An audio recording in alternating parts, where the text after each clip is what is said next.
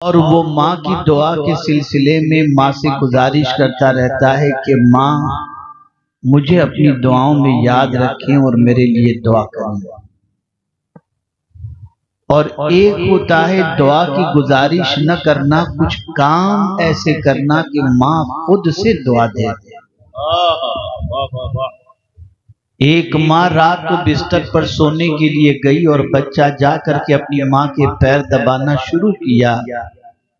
پھر ماں کو دعا کی گزارش کرنے کی ضرورت نہیں پڑے گی، ماں خود اپنی زبان سے دل سے دعا دے۔ تاریخ گواہ ہے کہ رسول رحمت صلی اللہ تعالی علیہ وسلم کے بہت سارے صحابہ ایسے تھے جنہوں نے خدمت کی بنیاد پر حضور کی دعائیں لی، جیسا کہ آپ اچھی طریقے سے جانتے ہیں کہ خود حضرت عبداللہ ابن عباس رضی اللہ تعالی عنہما جو سید المفسرین ہیں، وہ رسول اعظم صلی اللہ علیہ وسلم کی اس طرح سے خدمت کرتے کہ پیغمبر رحمت صلی اللہ علیہ وسلم کا دریائے رحمت ایک بار جوش میں آیا اور حضور صلی اللہ علیہ وسلم نے قرآن فہمی کے سلسلے میں ان کے لیے ایسی دعا فرما دی کہ صدیاں گزر گئیں۔ سید المفسرین کا خطاب آج بھی حضرت عبداللہ ابن عباس رضی اللہ تعالیٰ عنہ کے لیے۔ تو یہ بات اچھی طریقے سے یاد رکھیں کہ ایک ہوتا ہے دعا کی گزارش کرنا اور ایک ہوتا ہے کہ خدمت ایسی کرو کہ خود سے دعا نکل جائے۔ یہ مختصر تمہید، مزید اس پر تفصیلی گفتگو ہو سکتی ہے، لیکن قلت وقت کی بنیاد پر میں مزید اس کے سلسلے میں آگے عرض کرنے کی بجائے میں قرآن مقدس کی جس آیت کریمہ کی تلاوت کا شرف حاصل کیا اس سے متعلق کچھ باتیں آپ کی سماعتوں کے حوالے کروں۔ میرے پیارے آقا صلی اللہ تعالی علیہ وسلم کے پیارے دیوانوں، ایک بندہ مومن کی ذمہ داری ہے کہ وہ اپنے رب کی بارگاہ میں رحم و کرم کا سوال کرے، اس سے بھیک مانگے اور اللہ عز و جل ایک مرتبہ درود شریف پڑھیں۔ اللہم صلی علی سیدنا و مولانا محمد معدن الجود والکرم وآلہ وصحبہ وبارک وسلم۔ اللہ عز و جل کی ذات وہ عظیم ذات ہے کہ جس سے نہ مانگو تو وہ ناراض ہو جاتا ہے۔ جو بھی سوال ہو اس کی بارگاہ میں کریں، جو طلب ہو اس سے کریں، جو مانگنا ہو اس سے مانگیں، اس لیے کہ اللہ عز و جل مانگنے والے بندے کو پسند فرماتا ہے۔ میرے پیارے آقا صلی اللہ تعالی علیہ وسلم کے پیارے دیوانوں، لیکن کچھ کام ایسے ہیں کہ اللہ عز و جل سے نہ مانگو، صرف وہ کام کر گزرو، اللہ تعالی رحم و کرم کی بارشیں نازل فرما دیتا ہے۔ آج کا مسلمان یہ چاہتا ہے کہ پروردگار جل جلالہ رحم و کرم کی نظر فرمائے، مصیبتوں کو دور فرمائے، چین و سکون کی زندگی عطا فرمائے۔ میں صرف آپ کے سامنے 3 آیتیں پیش کروں گا جس کے ذریعے آپ محسوس کر سکیں گے کہ اللہ عز و جل نے کن چیزوں کی بنیاد پر اپنے رحم و کرم کی بارشوں کے نزول کے بارے میں فرمایا۔ آپ دیکھیں پہلی آیت جس کی تلاوت کا میں نے شرف حاصل کیا، اللہ فرماتا ہے وَهَذَا كِتَابٌ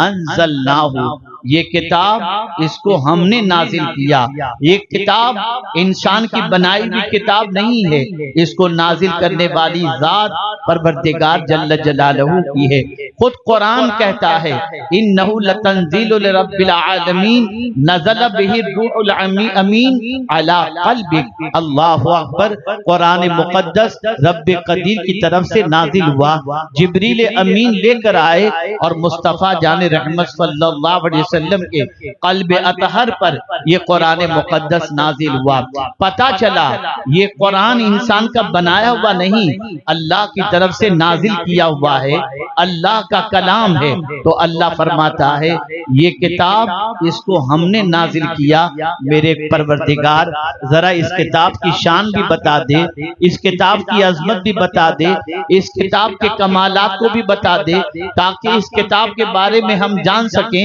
کہ یہ کتاب کیا ہے؟ تو رب فرماتا ہے مبارکن، یہ کتاب برکت والی کتاب ہے۔ اللہ اکبر، اتنی برکت والی کتاب ہے کہ اگر یہ کتاب کسی مومن کے سینے میں آ جائے اور پھر وہ مومن قبر میں جائے تو اللہ اس کی قبر کو کشادہ کر دیا کرتا ہے۔ یہ کتاب اتنی برکت والی ہے، اگر کسی گھر میں رکھ دی جائے تو یہ کتاب کی موجودگی کی وجہ سے اللہ اس گھر میں برکتوں کو نازل فرماتا ہے۔ کسی دکان میں رکھ دی جائے کتاب تو اس کتاب کی وجہ سے اس دکان کے اندر برکتیں اللہ نازل فرماتا ہے۔ اس کتاب کو پڑھنے پر بھی اللہ برکت عطا فرماتا ہے کہ ایک حرف کے عوض میں اللہ 10 نیکیاں عطا فرماتا ہے۔ جہاں تک کتاب کی برکت کا معاملہ ہے مسلمان ضرور جانتا ہے، یہی وجہ ہے نیا گھر خریدتا ہے تو پہلے گھر میں قرآن مقدس رکھتا ہے، نئی دکان خریدتا ہے تو پہلے دکان میں قرآن رکھتا ہے، بچی کو شادی کے اندر جہیز میں سب سے پہلے قرآن دیتا ہے۔ اتنا تو ہر مسلمان جانتا ہے کہ یہ کتاب برکت والی کتاب ہے،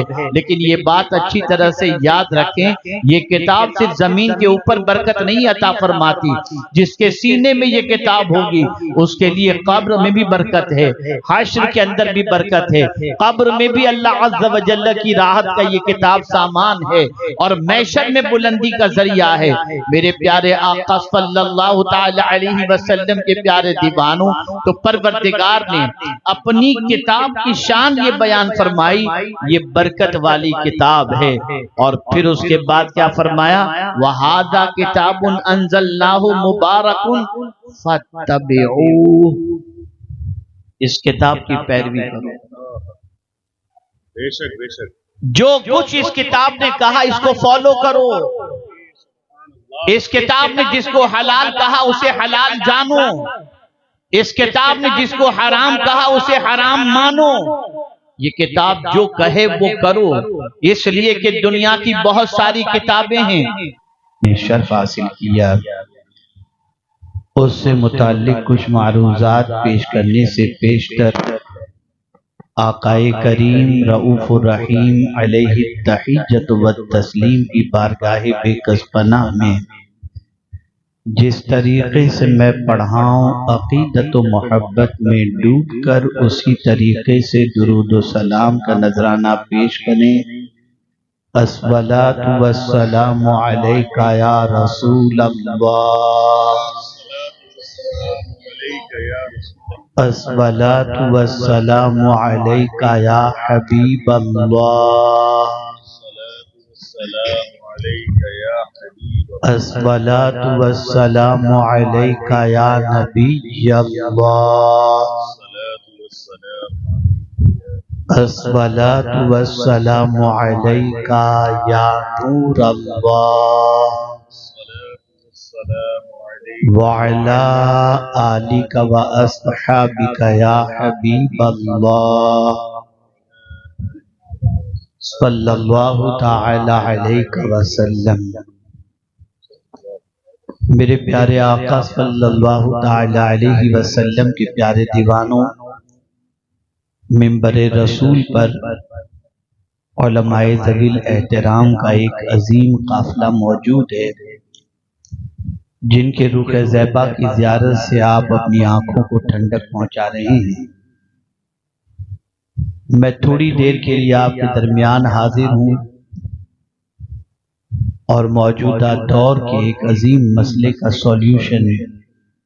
آپ کی سماعتوں کے حوالے کرنا چاہوں گا۔ اس وقت دنیا کے جس خطے کے اندر بھی مسلمان آباد ہیں، ان کی تمنا بس ایک ہی ہے کہ اللہ رب العزت جل جلالہ ہم پر رحم و کرم کی نظر فرمائے۔